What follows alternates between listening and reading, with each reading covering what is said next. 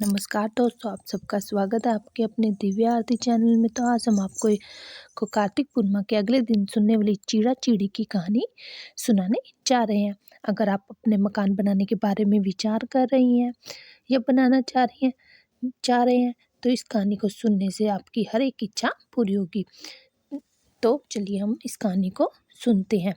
ये कहानी आप अपने घर के आंगन में, मंदिर के सामने, कहीं भी आप सुन सकती हैं। तो इसी प्रकार से 4 चिड़ियाँ थी, चारों ही सहेलियाँ थी। चारों कार्तिक स्नान करती थी। आई पाड़वा, चारों ने सोचा चलो बहनों खिचड़ी बना लेते हैं। एक चिड़िया चावल ले आई, एक चिड़िया दाल ले आई और एक चिड़िया घी ले आई। सबने मिलकर खिचड़ी बना ली। सबने सोचा कि पहले नहाकर आते हैं, फिर बैठकर खिचड़ी खाएंगे।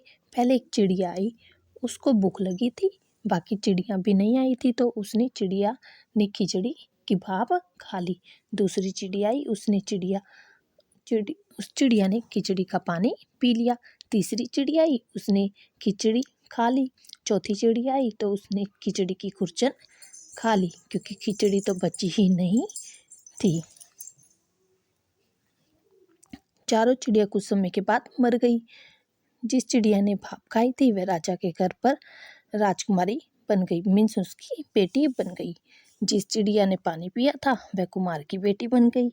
जिस चिड़िया ने खिचड़ी खाई थी वह ब्राह्मण की बेटी बनी।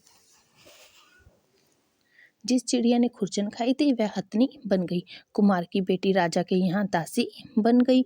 ब्राह्मण की बेटी भी राजकुमारी की सहेली बन गई।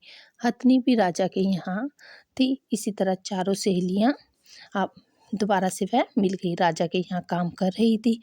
राजकुमारी को पिछले जन्म की कुछ बातें याद थी। राजकुमारी की जब शादी हुई तो वह जब विदा हो रही थी तो उसने अपने पिता राजा से कहा कि मैं अपनी सहेली दासी को भी साथ लेकर जाऊंगी। राजा ने कहा ठीक है, ले जाओ। राजकुमारी फिर भी ना जाए। राजा ने कहा अब तुम्हें क्या चाहिए? राजकुमारी ने कहा मुझे हथनी भी चाहिए। राजा ने नौकर के हाथ लेकर उस हथनी को भी भेज दिया। वह हथनी किसी की भी बात नहीं मानती थी। वह किसी की बात नहीं मानती थी, किसी का कहना नहीं मानती थी और वह उठ भी नहीं रही थी। तो राजकुमारी हथनी के पास गए। जो राजकुमारी थी वह हथनी के पास गई और हथनी के कान में जाकर पिछले जन्म की सारी बात बता दी, जिसे सुनकर हथनी उठ गई और वह उसके साथ चल दी। यह देखकर राजा बहुत ज़्यादा हैरान हुआ। वह सोचने लगा यह तो मेरी बेटी नहीं है, मेरी बेटी तो जानवरों से बात करती है, शायद मेरी बेटी के रूप में कोई बहरूपिया है।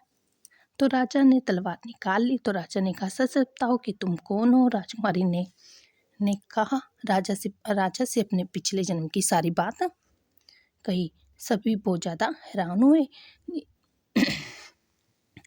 तो जिस राजा से रानी का विवाह हो रहा था उस राजा ने कहा कि कार्तिक स्नान का इतना ज़्यादा फल मिलता है तो हम दोनों जोड़े भी दोनों मिलकर कार्तिक स्नान करेंगे और खूब दान पुण्य किया करेंगे।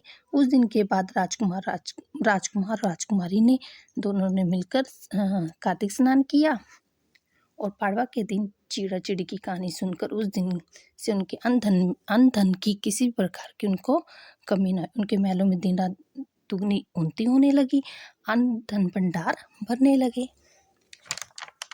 इसी तरह चारों चिड़िया की कहानी सुनने और सुनाने वालों को बहुत ज़्यादा भगवान जी खुश होते हैं और हर प्रकार की तरक्की देते हैं और उनके सबके अन्न भंडार बड़े रहते हैं। तो अगर आपको ये हमारी कार्तिक पूर्णिमा से अगले दिन सुनने वाली चिड़ा चिड़ी की कहानी अच्छी लगी हो तो प्लीज़ हमारे दिव्या आरती चैनल 12 को ज़रूर सब्सक्राइब कीजिएगा। मिलेंगे हम अगली वीडियो के साथ। राधे राधे।